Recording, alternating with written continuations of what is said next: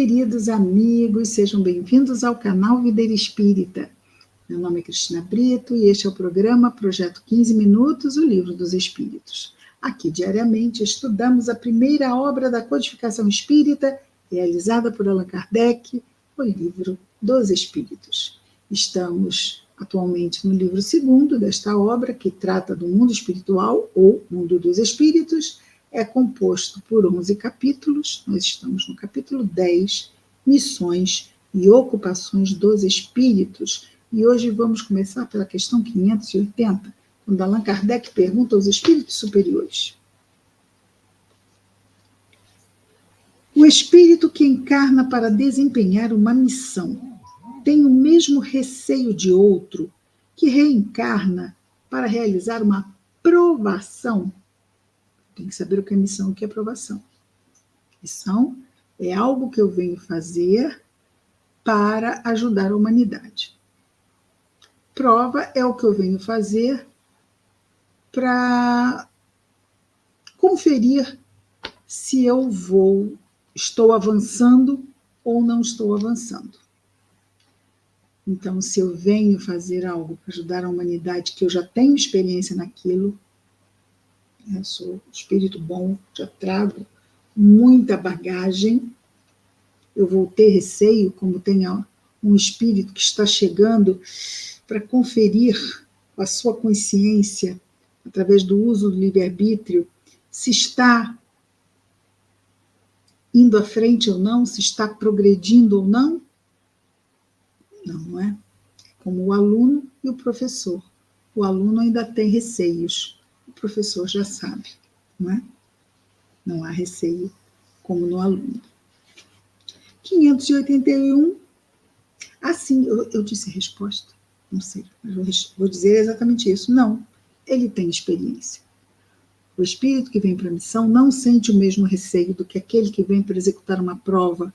Não, ele não tem. Por quê? Porque ele tem experiência. 581, pergunta Allan Kardec.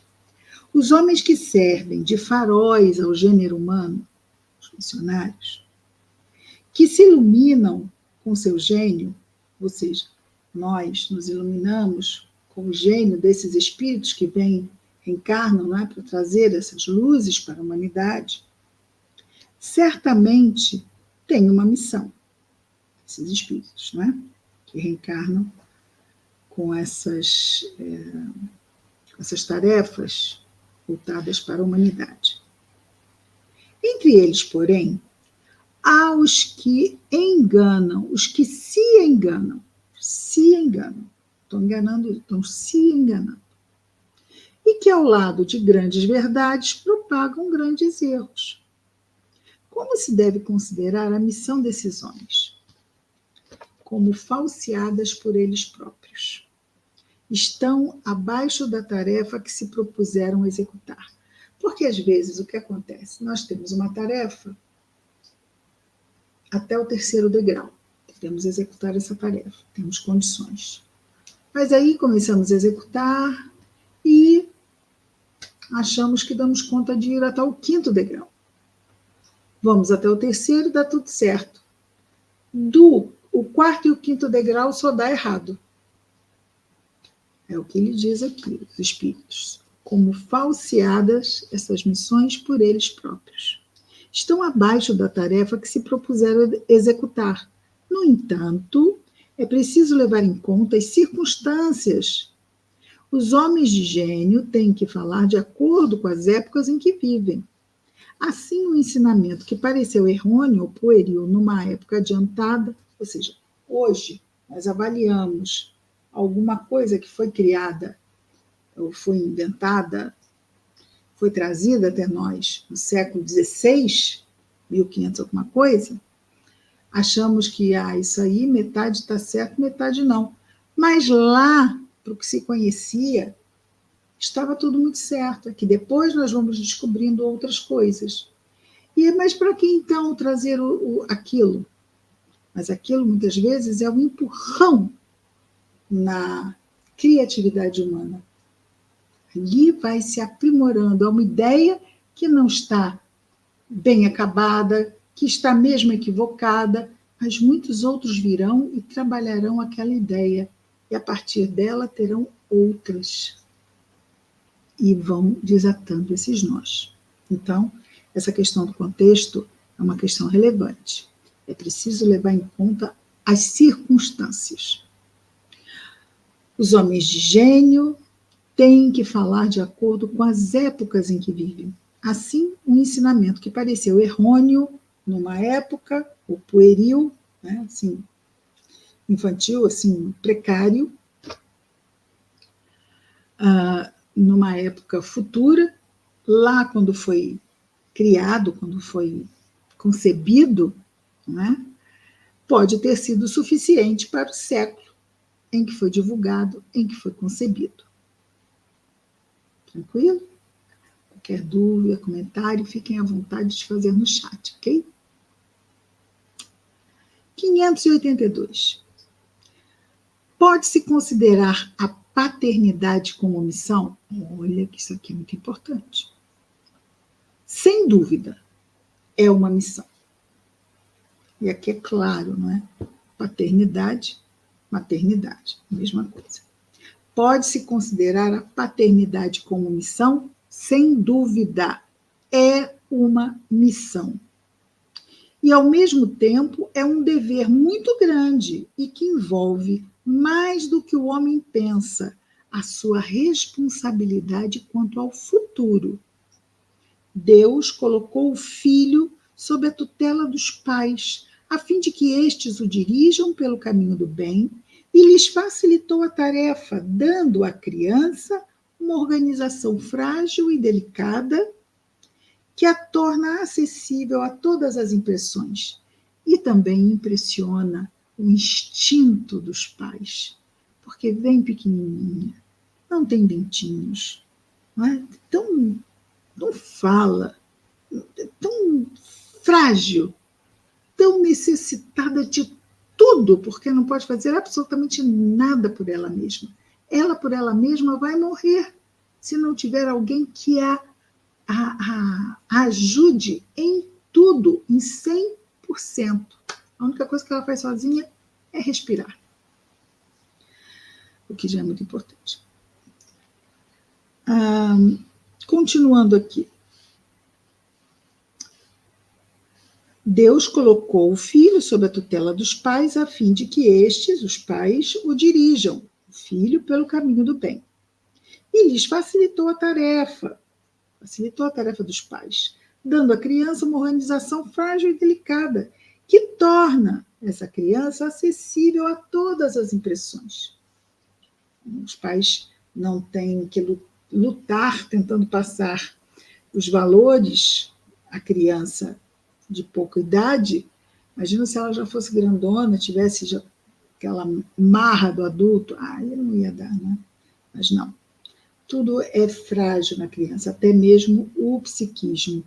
E aí a torna acessível às impressões que recebe dos pais. Mas há quem se ocupe mais em endireitar as árvores do seu jardim e a fazer que deem bons frutos e abundantes também, do que em endireitar o caráter do seu filho.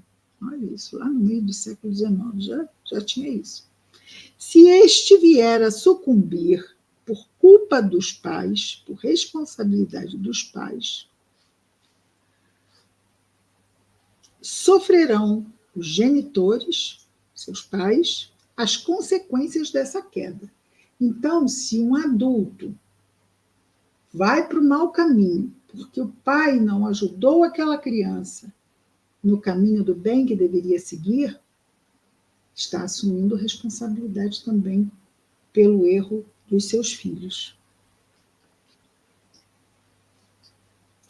A culpa dos pais, sofrerão os genitores as consequências dessa queda, recaindo sobre eles os sofrimentos do filho na vida futura, por não terem feito tudo quanto deles dependia, tudo quanto dos pais dependia, para que o filho avançasse na estrada do bem. Ai, que hoje isso deveria ser mais trabalhado. 583, ainda estamos aí no assunto dos pais.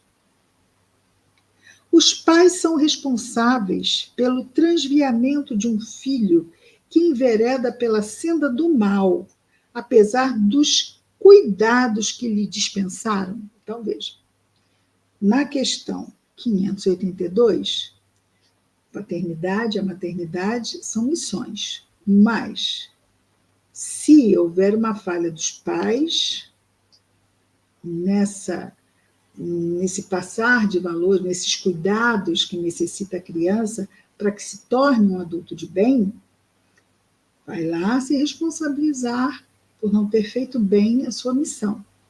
Mas a questão é quando os pais fazem bem a sua missão e o filho cresce e vai para o mau caminho.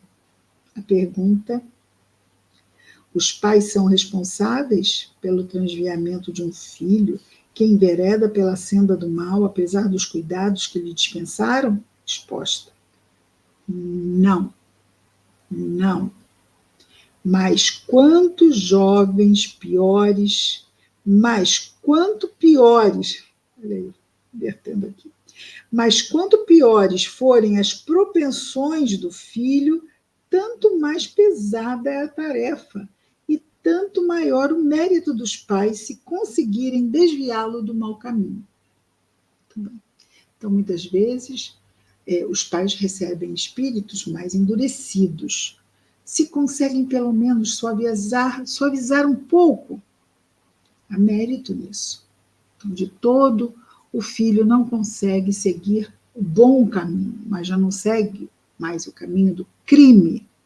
Lembrando aquele caso, né, de Chico Xavier, que ia para o trabalho às 6 da manhã e passa por um bar que estava aberto, e lá via um grupo de homens jogando sinuca às 6 da manhã, que tinham varado à noite, bebendo cerveja e jogando sinuca. E Chico Xavier começa, então, a criticar aqueles homens vadios que estavam ali sem fazer nada, às 6 da manhã, no bar, jogando sinuca. Nisso aparece Emmanuel e diz: não, Chico, não pense assim, não fale assim. Porque, olha, aqueles que estão ali, em vidas passadas, a esta hora estavam no crime. Hoje estão na vadiagem. Menos mal. Já não estão tão mal quanto estavam. Então, a natureza não dá saltos, nem a moral, não é? Poderia ser, mas se não der o salto, não é o natural. Pode até ser que alguém consiga um salto, porque o ser humano surpreende, não é? Temos muitas condições. Mas o natural é aquele passinho, passinho, passinho, passinho, passinho, passinho, fazendo lá o nosso caminho. Ainda temos tempo para mais uma questão.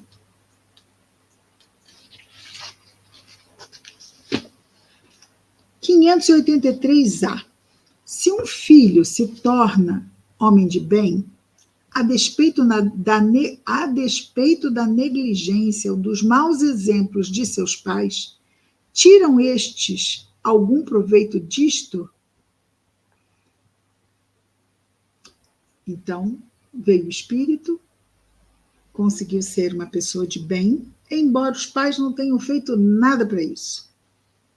Foram negligentes, deram maus exemplos, e mesmo assim, o filho torna-se um homem de bem. A filha torna-se uma pessoa de bem. Tiram esses pais algum proveito do fato do filho ter se tornado um homem de bem? Deus é justo. Nossa, que resposta. Se eles não fizeram nada para que o filho se tornasse assim, que mérito tem? Essa resposta diz tudo, não é? Deus é justo. Sim, sim. Não, não. Não é? Foi mérito de quem? Às vezes de pessoas que estavam no entorno, professores que vão surgindo, colegas. Isso pode acontecer. Mas A quem de direito fica o mérito. Muito bem, queridos amigos. Amanhã estaremos de volta com mais um Gotas do Evangelho. Até amanhã. Ficamos hoje aqui, na 583A. Muita paz a todos.